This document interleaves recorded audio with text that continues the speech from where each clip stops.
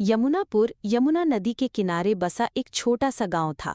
अपनी शांति और कृष्ण भक्ति के लिए जाना जाता था। गांव के लोग हर जन्माष्टमी को बड़े धूमधाम से मनाते। मंदिर में भीड़ लगती और कृष्ण के गीत व कथाएं गूंजती थीं। मंदिर में एक सैकड़ों साल पुरानी मूर्ति थी जिसे लोग श्याम सुंदर कहते थे। ये मूर्ति इतनी प्राचीन थी कि लोग मानते थे कि इसमें स्वयं कृष्ण का आशीर्वाद समाया है।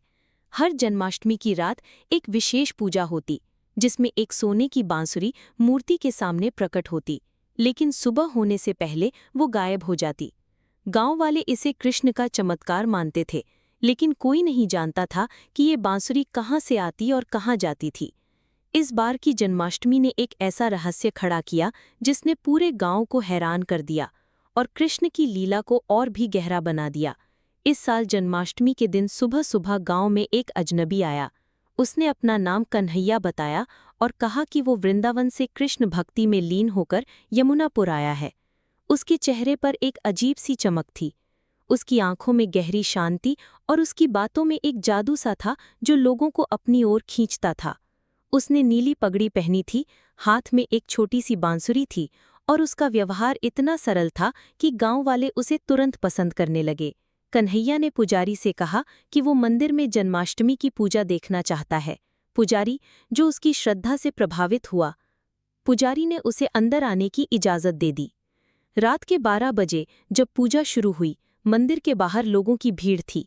अंदर सिर्फ पुजारी और कन्हैया थे। पूजा के दौरान जब पुजारी ने सोने की बांसुरी मूर्ति के सामने रखी तो एक अजीब सी घटना हुई। हवा में एक मधुर सी आवाज़ गूंजी, जैसे कोई बांसुरी बजा रहा हो। ये आवाज़ इतनी मधुर थी कि मंदिर के बाहर खड़े लोग भी एक पल के लिए ठिठक गए। अचानक मंदिर का मुख्य दिया बुझ गया और चारों ओर अंधेरा छा गया। पुजारी ने जल्दी से दिया जलाया तो देखा कि सोने की बांसुरी गायब थी और कन्हैया भी कहीं नहीं था। गांव वालों में हड़कंप मच गया। कन्हैया को ढूंढने के लिए लोग चारों तरफ भागने लगे, लेकिन वो कहीं नहीं मिला। एक व्यक्ति ने कहा कि उसने कन्हैया को नदी के किनारे जाते देखा, लेकिन जब लोग वहां पहुंचे तो सिर्फ एक छोटा सा पत्थर मिला जिसमें कृष्ण की एक छोटी सी मूर्ति खोदी हुई थी।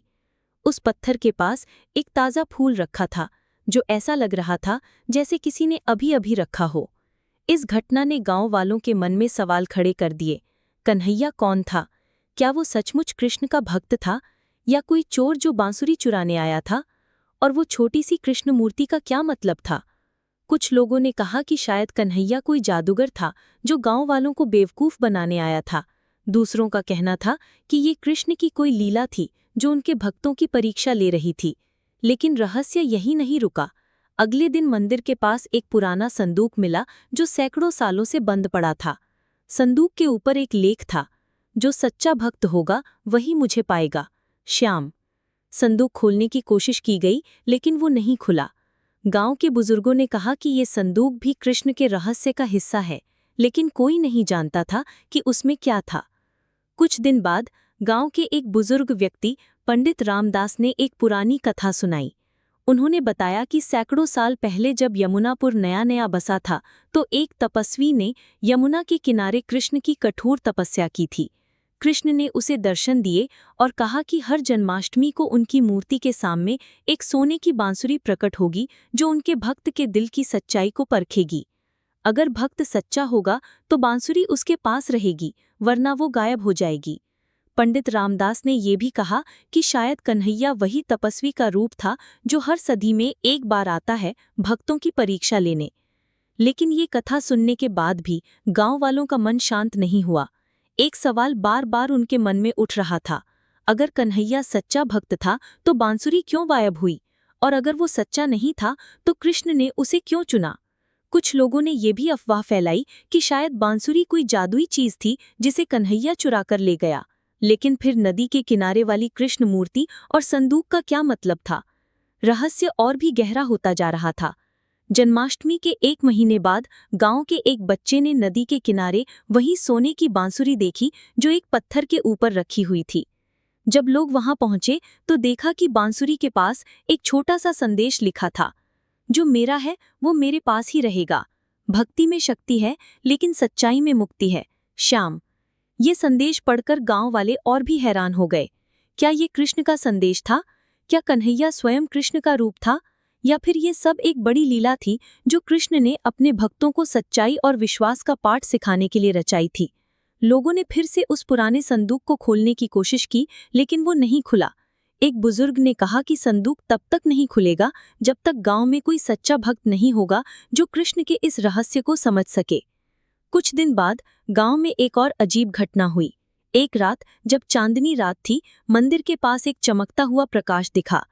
लोग वहां दौड़े और देखा कि वहीं सोने की बांसुरी मंदिर के द्वार पर रखी हुई थी और उसके पास एक छोटी सी पुस्तक थी।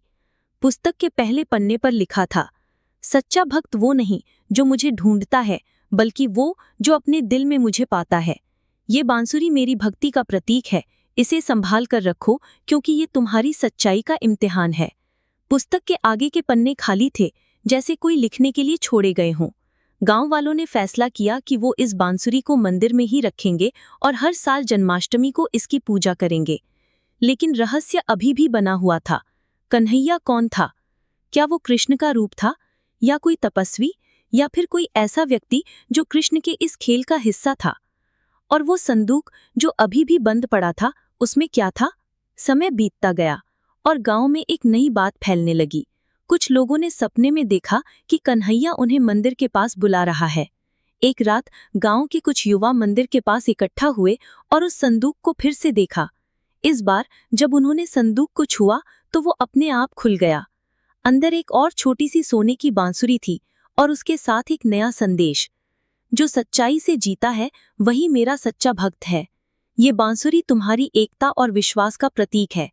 इसे गांव के हर दिल में बसने दो, कृष्ण।